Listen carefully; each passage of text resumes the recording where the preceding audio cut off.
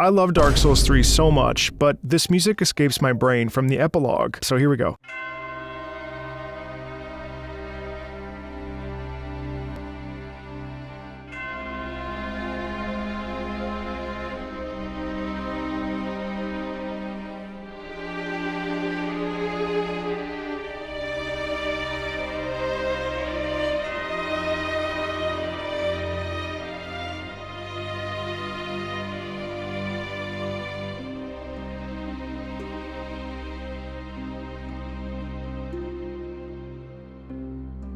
Do you hear how tired this music sounds? It's such a sad song. I feel is reflective of everything we've seen before. It's a feeling of fatigue in the music, a feeling of exhaustion, a feeling of being tired. You reflect on the Dark Souls trilogy and the Dark Souls saga and everything that's led to this, and when everything stops and you just look back and you reflect and you're like, what loss have I experienced, you know? It's powerful.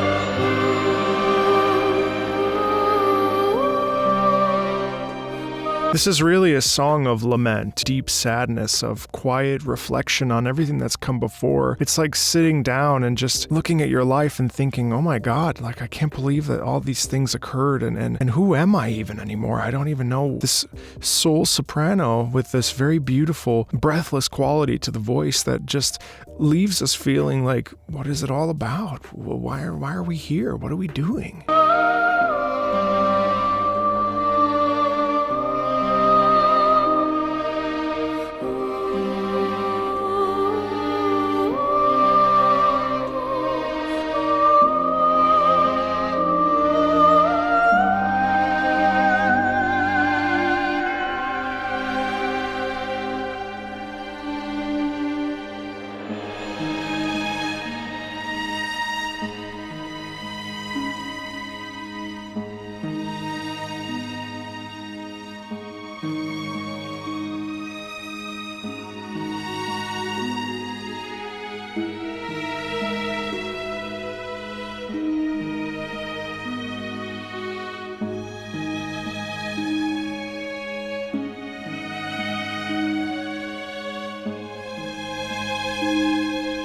That's interesting. There's some major there in the strings there. There's a resolution. The harp is an interesting instrument because in some ways there is a bit of tranquility in it, even though knowing what Dark Souls is all about, it's not a game that has very many tranquil moments, and those moments are very, very specific when there is tranquility. And I think it makes sense that in an epilogue, when you reflect on everything that's come before and everything that's occurred in the game, and really this is the closing of this trio of games. That harp makes a lot of sense because there's a majesticness when we hear the harp, and there's sort of this vulnerability with these stringed instruments, especially when they're boom, boom, boom, boom, this sort of arpeggiation that allows us to feel a feeling of rest, a feeling of, okay, my work is done. Whereas the strings, they're still playing their plaintive melody of sadness and of despair. There is this major moment that I just ended on that gives us a sense that like, okay, maybe the sun is going to rise on a new chapter, on a new beginning.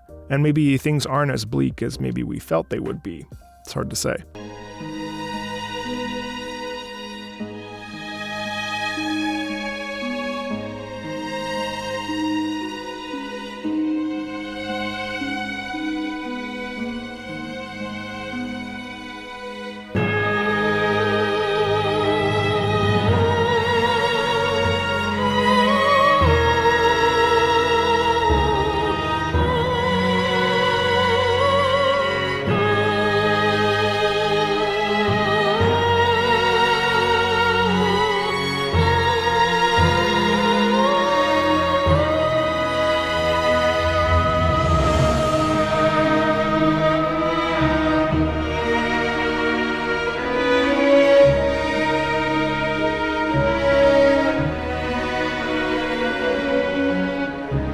There's a lot of despair in here, so actually I'm not entirely sure that things will go to a brighter future. I think things are going to continue to cycle. If I recall correctly, we became the Soul of Cinder, or we became the Dark Lord. Forget the context here, despite having played it so many years ago. There is this feeling like, no, you know what? Things are actually not going to get better.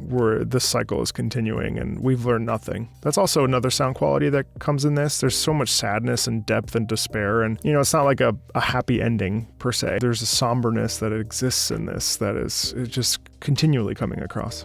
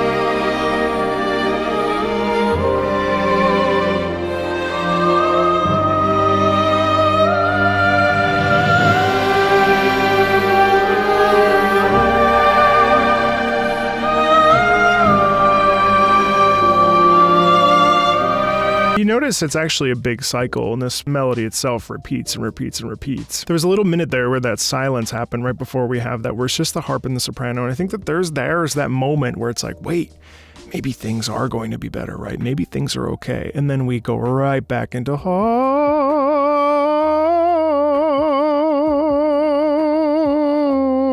it's like, probably not. I know I keep repeating myself in that way, but it's interesting how this flirts the line between, wait, no, this is what we know, and wait, there is a chance that this could be okay. There's this constant back and forth like that, which is really interesting because even though it's somber throughout, Soprano Singer actually gives us glimmers of hope and glimmers of the possibility that there is a wellspring of hope that is to come to this land. But chances are, based on the music and based on some of this crunchy chord structure that's happening, it's unlikely.